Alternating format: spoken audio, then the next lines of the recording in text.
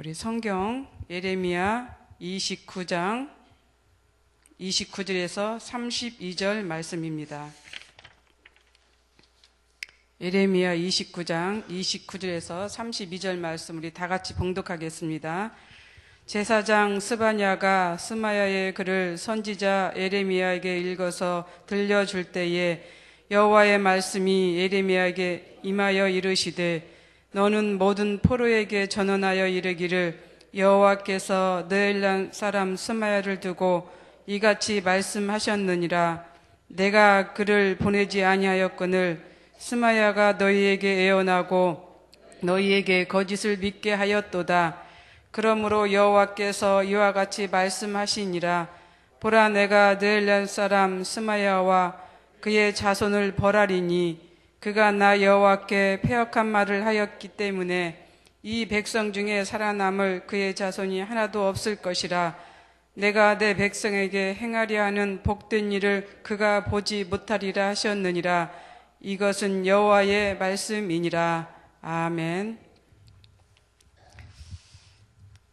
우리 기독교 역사를 보면은 구약 시대에는 거짓 예언자 또 이렇게 거짓 선지자들이 많이 등장을 합니다. 신약 시대로 와서 이렇게 생각을 해봤어요. 신약 시대에는 어떤 특색이 있을까? 오늘날 이렇게 봤을 때는 이런 거짓 예언자, 거짓 선지자들보다는 예수의 이름을 빌려서 사칭하는 그런 사람들이 많이 있다라고 하는 이런 생각을 가져봅니다. 이들이 왜 이렇게 하나님보다 예수의 이름을 이제 도용을 해서 사칭하는 사람들이 많을까? 제 나름대로 생각을 해보니까 하나님은 무소부재하시고 전능하시고 능력이 많으시기 때문에 사람들이 하나님보다는 그래도 그보다 한 수 아래라고 생각한 예수의 이름을 빌려서 이렇게 사칭하고 다니는 것이 아닐까 하는 좀 우스운 이런 생각들을 좀 해보았습니다. 3년 전쯤 우리나라에도 이런 괴상한 사건들이 하나 있었죠. 대구 어느 그 산에 그 동굴 안에서 이제 중년 남자가 십자가에 못 박혀 죽은 사건입니다. 아마 잘 알고 계실 것입니다. 이 사건이 우리나라를 아주 떠들썩하게 만들었죠. 그래서 이 사건을 두고 많은 이야기들이 있었습니다. 자살이다, 아니면은 자살을 가장한 타살이다, 아니면은 또 사이비 종교에서 십자가에 못 박힌 예수를 재현한 것이다 등등 소문에 소문을 이제 꼬리를 달았던 그런 사건들이 있었습니다. 요즘 중국에도 이상한 그 신흥 종교가 떠서 온 나라를 떠들썩하게 만든다고 합니다. 바로 신흥 종교인 전능 신교라고 합니다. 우리나라에도 아마 2011년 이전에 들어왔다고 하는데 구로동 가전 디지털 단지 부근에서 5층짜리 건물을 구입해서 거기에서 이제 많은 사람들에게 포교 활동을 한다고 합니다. 이 전능 신교는 중국에서 1989년도에 처음 이제 되었는데 그 중국 허난성 출신의 그 자오 웨이산이라고 하는 이 사람에 의해서 만들어졌다고 합니다. 기독교의 교리의 일부를 근거로 해서 이제 만든 이단인데 전능신이 다스리는 국도 시대가 출현하는데 동양 여성의 몸으로 부활한 신이 곧 중국에 내려와서 인류를 심판할 것이다 라고 하는 이제 이런 뜻을 가지고 있다고 합니다. 그래서 전능신을 믿어야 구원을 얻을 수 있다. 그런데 여기서 전능신은 등시성을 가진 그 여성이라고 합니다. 이 전능 신교를 만든 창시자 그 자오 웨이산이 1980년 후반쯤도에 이 등시성을 가진 여자를 만났는데 그 여자를 그 재림 예수로 믿게 되었다고 하는 것이죠. 재림 예수라고 하면서 이 여자를 갖다가 전능하신 하나님이다 이렇게 이제 한다고 하는 것이죠. 물론 전능 신교는 겉으로는 그리스도라 칭하는 이 등시를 교주로 내세우지만 실제 배우는 이 창시자인 자오 웨이산이 교주라고 합니다. 어떤 사건이 있어서 이 사람이 이제 미국으로 2001년도에 도주를 했는데 그 미국을 기점으로 해서 동남아권에 있는 나라들을 향해서 이렇게 포교 활동을 한다고 하는 것이죠. 그래서 우리나라에도 2011년 아마쯤에 들어왔다고 합니다. 그런데 이 전능신교가 몇 주 전 우리나라에도 방송을 탔습니다. 이유는 전능신을 믿는 자들이 살인을 해서 문제가 이제 발생한 것이죠. 중국에는 그런 일들이 많이 있다고 합니다. 가족이나 이웃, 친척들이 이 전능신을 믿지 않는다고 협박하고 때리고 또 가두고 이제 폭력을 일삼기 때문에 중국에도 이렇게 많은 문제가 생겼다고 합니다. 그런데 여기까지만 해도 괜찮은데 이들을 이제 죽인다고 해요. 살인한다고 해요. 살인 때문에 문제가 된 거예요. 전능신을 믿지 않는다고 자기 가족이나 친척 이웃들을 또 이렇게 죽인다고 합니다. 살인이 자꾸 발생하니까 중국에서도 문제가 되었고 우리나라에도 이제 방송을 탔던 것입니다. 중국에서는 이제 이 집단을 사교 집단으로 규정을 하고 그래서 지난 12월에는 1000여 명이 넘는 사람들을 체포를 했다고 합니다. 전능신을 믿는 사람들을. 이러한 일들이 중국에서 일어나고 있다고 합니다. 구약에 보면 이렇게 거짓 선지자, 거짓 예언자들이 많이 등장을 합니다. 이들은 내가 전능하신 하나님이다 라고 하는 이 사이비 교주 노릇은 하지 않지만 하나님 말씀을 이용해서 거짓 예언자, 거짓 선지자 노릇을 하는 사람들이 참 많이 있었습니다. 이들은 하나님의 말씀을 이용해서 폐역한 말들을 하죠. 어제의 말씀 또 요즘 계속해서 이제 이렇게 새벽에 드리는 말씀이 이 거짓 선지자, 거짓 예언자들에 대한 말씀입니다. 오늘 본문을 보면은 이 스마야라고 하는 사람이 나오죠. 이 스마야, 어제 제가 이제 자세하게 말씀을 드렸는데 이 스마야는 어때요? 이 거짓 선지자, 거짓 예언자의 노릇을 하는 관계로 그의 가문이 다 멸망을 받게 됩니다. 가족 모두, 자손 모두가 다 죽게 되어서 자손을 이을 수 없는 그러한 일들이 일어난다고 하나님께서는 말씀했습니다. 이러한 일들을 생각했을 때 얼마나 끔찍해요. 참으로 끔찍한 그러한 사건들입니다. 이스라엘이 멸망의 길로 가는 조건 중 하나가 하나님을 섬기는 제사장들의 타락에 있었습니다. 하나님을 섬기고 나라를 다스려야 하는 이들이 그 타락의 길로 향할 때 백성들이 본받는 것이 무엇이겠습니까? 그 제사장들이 하는 행위를 본받겠지요. 그래서 제사장들이 하는 그런 행위를 따라가다 보니까 백성들도 자연히 멸망의 길로 갈 수밖에 없었던 것입니다. 그렇지만 질서도 없고 법이 지켜지지 않는 상황에서도 항상 하나님은 하나님의 사람들을 이제 남겨놓는다고 하는 사실입니다. 우리가 보면은 오늘 말씀에 나오는 스마야가 아니라 스바냐도 이런 사람이었던 것 같습니다. 성경에 보면 스바냐에 대해서 스바냐가 뭐 이렇게 좀 좋지 못한 행동을 했다 하고 하는 그런 것들이 없습니다. 스바냐는 제사장이었습니다. 그의 아버지 마야사야도 제사장이었습니다. 구약에서 제사장의 직분은 세습이었죠. 그래서 스바냐도 이제 제사장의 직분을 감당하는 사람이었습니다. 그런데 이 스바냐는 서열로 보면은 대제사장 그 다음에 부대제사장이었다고 그래요. 그래서 어떻게 보면은 좀 막강한 힘이 있는 이제 이러한 사람이었음을 우리는 볼 수가 있습니다. 근데 이 스바냐가 그 에레미야를 만나게 되죠. 에레미야와 그 스바냐의 만남은 우리가 21장으로 거슬러 올라갑니다. 당시 유다의 왕 여호아기는 바벨론으로 끌려갔고 시드기야가 마지막 왕이 되어서 이제 왕좌에 있었습니다. 예루살렘이 멸망을 당하기 전 488년쯤 바벨론 왕 느부갓네살 왕이 예루살렘을 쳐들어옵니다. 그때는 이미 1차, 2차가 지난 후 3차 이제 이렇게 쳐들어온 것이죠. 예루살렘 멸망하기 한 몇 년 전, 2년 전 정도 됩니다. 전쯤 됩니다. 예루살렘 성 주변에는 이제 바벨론 군사들로 다 쌓여 있었습니다. 유다는 도관에 갇힌 그런 꼴이었죠. 다급해진 시드기야 왕이 이제 그동안 핍박을 하고 감옥에 가두었던 예레미야에게 도움의 손길을 요청을 합니다. 예레미야는 참 힘든 그 선지자 사역을 했습니다. 우리 성경을 보면은 왕도 이렇게 예레미야를 핍박을 할 정도였는 걸 볼 때, 그런데 그 도움의 손길을 요청하기 위해서 사람을 보내는데 바로 이 스바냐와 바스훌이라고 하는 이 사람을 보내게 됩니다. 바스훌도 성경에 보면은 좀 몇 명 나옵니다.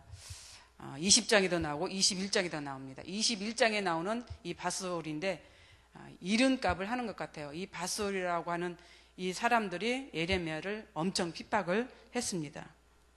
20장에 나오는 이 바스훌은 예레미야를 이제 막 쇠고랑을 채우고 고랑을 채워서, 어제 제가 말씀드렸죠.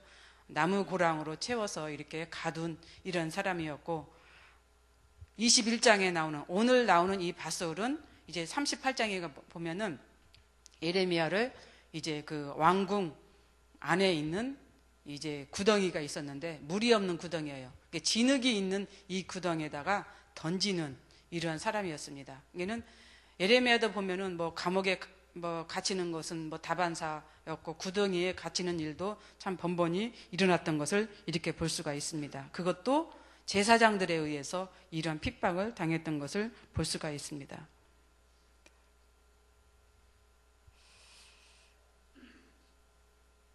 시드기야 왕도 마찬가지로 예레미야를 핍박했던 그런 왕이었습니다. 이제 그런데 이스라엘이 위기에 처하자 이렇게 스바냐와 이제 그 바스를 이제 보냈습니다. 이게 하나님의 응답, 하나님께서 어떤 응답을 주시는가? 하나님께서 제발 예루살렘을 이제 이게 뭐라고 할까? 도와달라고 하는 이런 간청을 드리기 위해서 보냈던 것이죠. 그런데 하나님의 답은 노였습니다. 예루살렘은 멸망을 한다. 너희 앞에 두 길이 있는데 하나는 생명의 길이고 하나는 사망의 길이다. 사망의 길은 이제 바벨론으로 너희들이 가는 것이고 사망의 길은 예루살렘에 남아있으면 죽는다였습니다. 많은 사람들이 바벨론으로 가기를 꺼려하죠. 예루살렘에 남아있기를 원하죠. 이게 사람의 심리가 아니라 사람의 현실입니다. 제가 계속해서 말씀했던 것처럼 하나님은 바벨론으로 이제 가도록 했습니다. 바벨론 포로에서 생활하도록 했습니다. 예레미야를 거짓 선지자라고 핍박했던 장본인들이 이제 막상 예루살렘에 위기가 오자 이렇게 기도 요청을 했던 것을 보면서 우리는 이들도 예레미야가 이제 참 선지자다라고 하는 것을 이제 알았던 것 같습니다. 그렇기 때문에 그런 위급한 상황에서 기도 요청을 했던 것이죠. 그런데 이제 그중 제사장 이 스바냐는 달랐던 것 같습니다. 스바냐는 그렇게 예레미야에게 싫은 그런 행동들을 하지 않는 사람이었던 것이죠. 그래서 오늘 본문 내용만 보더라도 그런 상황들을 우리는 알 수가 있습니다. 아마 스바냐가 악한 제사장이었다고 하면은 오늘 본문에서 나오는 것처럼 예레미야에게 스마야가 보낸 편지의 내용을 읽어주지는 않았을 것입니다. 그런 스마야가 보낸 이 편지를 가지고 예레미야에게 와서 이 스마야가 이런 내용을 이제 나에게 보냈다. 그러면서 그런 내용을 이제 읽혀준 것이죠. 오늘 본문 말씀에서 보면 어때요? 스마야의 그 편지를 읽어줄 때 하나님께서 예레미야에게 여호와의 말씀, 하나님의 말씀을 이제 주신 것입니다. 그러면서 스마야는 이렇게 해서 죽을 것이다 라고 하는 그 내용이 오늘 나와 있죠. 그러면서 저는 여기서 잠깐 그 예레미야의 심정을 한번 생각을 해봅니다. 눈물의 선지자로 불릴 정도로 고난과 고통 속에서 견뎠던 이 예레미야, 그런 삶을 어떻게 견뎠을까, 어떻게 살았을까 라고 하는 그 생각을 잠깐 가져보았습니다. 그러면서 저는 시편 3편에 있는 이 말씀으로 아마 예레미야가 이런 심정이 아니었을까라고 하는 생각을 가져봅니다. 그 시편 3편 1절에서 2절에 보면은 여호와여 나의 대적이 어찌 그리 많은지요. 일어나 나를 치는 자가 많으니이다. 많은 사람이 나를 대적하여 말하기를 그는 하나님께 구원을 받지 못한다 하나이다. 저도 가끔씩 이제 이 시편 3편을 생각할 때가 있습니다. 여호와여 나의 대적이 어찌 그리 많은지요. 일어나 나를 치는 자가 많으니이다. 많은 사람이 나를 대적하여 말하기를. 이는 예레미야를 보면은 정말로 예레미야는 대적들이 많았습니다. 그 심정이 저는 이 시편을 보면서 예레미야의 상황이 이런 상황이었겠다라고 하는 생각을 가져보는 것이죠.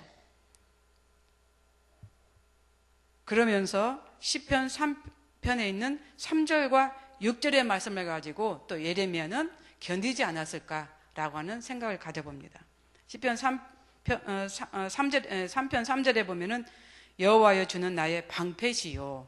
방패는 뭐예요? 화살을 막는 거잖아요. 얘는 여호와가 방패가 되시기 때문에 예레미야에게 쏟아지는 그 많은 화살들을 하나님께서 저는 막아줬다라고 그렇게 생각이 드는 것이죠. 그러면서 6절에 보니까 천만인이 나를 에워싸 진친다 하여도 나는 두려워하지 아니하리로다. 얘는 아무리 많은 대적들이 천만이나 되는 그 대적들이 예레미야를 둘러 진친다 할지라도 하나님께서 방패가 되어주시기 때문에 두려워하지 않는다라고 하는 이런 심정을 가지고 예레미야는 살지 않았을까라고 하는 생각을 갖습니다. 뿐만 아니라 예레미야는 또 보면은 좋은 이웃을 하나님께서 붙여주신 걸 볼 수가 있습니다. 아마 오늘 스바냐도 이런 사람 중에 한 사람이다라고 저는 그렇게 생각이 됩니다. 또 그 위에 성경을 보면 많은 사람들이 또 예레미야를 이제 이렇게 좋은 이웃으로 이렇게 나와 있는 것을 볼 수가 있습니다.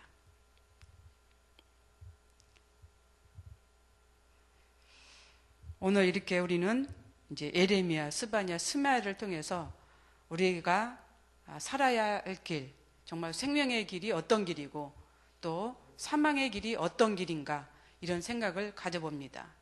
많은 이단 종교들이 있는 오늘날 현실 속에서 과연 우리들은 어떻게 살아야 할 것인가, 어떤 마음으로 이제 하나님을 믿고 살아야 할 것인가 라고 하는 것들을 생각해 보는 시간을 이제 가졌으면 좋겠습니다. 그러면서 우리도 우리에게는 좋은 이웃이 있다고 하는 이런 생각을 이제 가지시기를 바랍니다. 어렵고 힘들 때 함께 할 수 있는 믿음의 사람들이 있다고 하는 이 사실, 오늘 여기에 있는 우리 모두는 또 다 그런 사람들인 줄로 믿습니다. 영적으로 혼란하고 어두운 이런 상황 속에서 우리들이 가야 할 그 길, 하나님께서 우리들을 인도해 주시고 제시해 줄 걸로 믿습니다. 그러면서 하나님이 우리와 함께 한다고 하는 사실, 이러한 사실을 기억하는 하루가 되었으면 좋겠습니다. 기도하겠습니다. 사랑의 하나님, 참 감사합니다. 혼탁하고 어지러운 이 세상에서도 우리가 어떻게 살아야 할까를 오늘 말씀을 통해서 다시 한번 이제 새기면서 우리의 마음을 다시 한번 정리하게 하여 주시옵소서. 쓰러져가고 멸망해 가는 그런 시대에도 예레미야는 하나님의 말씀을 올바르게 전했던 것처럼 우리도 혼탁한 이 시대에 하나님의 말씀으로 바르게 살아갈 수 있는 저희들이 되도록 은총 베풀어 주시옵소서. 다시 한번 우리는 예레미야를 통해서 예레미야의 삶을 배우며 살아가는 저희들 되기를 원합니다. 꼭 그렇게 살 수 있도록 하나님 축복하여 주시옵소서. 감사드리며 예수님의 이름으로 기도드리옵나이다. 아멘. 공동기도문 봉사입니다. 우리에게 서로 사랑하는 마음을 더욱 부어 주옵소서. 교회 안의 작은 교회들을 넉넉하게 축복하옵소서.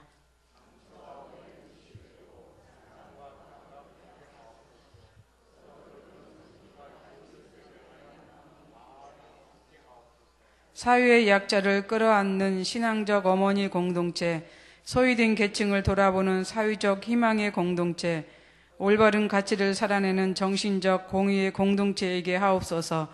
우리 교회가 여기 있어 지역사회와 시대가 복되게 하옵소서. 아멘. 주님이 가르쳐 주신 기도드리겠습니다. 하늘에 계신 우리 아버지, 아버지의 이름을 거룩하게 하시며 아버지의 나라가 오게 하시며 아버지의 뜻이 하늘에서와 같이 땅에서도 이루어지게 하소서. 오늘 우리에게 일용할 양식을 주시고 우리가 우리에게 잘못한 사람을 용서하여 준 것 같이 우리 죄를 용서하여 주시고 우리를 시험에 빠지지 않게 하시고 악에서 구하소서. 나라와 권능과 영광이 영원히 아버지의 것입니다. 아멘. 기도 제목입니다. 지금 들은 말씀이 내 삶으로 이어지게 하옵소서. 전도 폭발을 통한 성령의 역사가 크게 하소서. 꿈새 한가를 통해 꿈이 이루어지게 하소서. 교구, 기관, 교육부서를 축복하시고 하나님 나라가 확장하게 하소서. 우리 교회가 건강한 교회로 성장하는 아름다운 교회가 되게 하소서. 미자립교회를 섬기는 동역 교회들과 봉사하시는 손길을 축복하소서. 우리 소천 소식입니다. 이교구 조수진 권사님 시모 되시고 싱크부서 남지원 집사 할머니 되시는 고 신은교 성도님께서 9월 6일 오전 11시 30분경에 소천하셨습니다. 장례 일정은 이제 수요일날, 목요일날, 금요일 3일 진행되며 장례식장은 대구 경북대학 병원입니다. 문상을 가는데 오늘 오후 3시 교회에서 출발한다고 합니다. 자세한 사항은 이교구 정혜영 목사님께 문의하시기 바랍니다. 여러분들이 가지고 오신 기도와 공동 제목을 하나님께 올리신 후에 삶의 자리로 나아가겠습니다. 기도하겠습니다.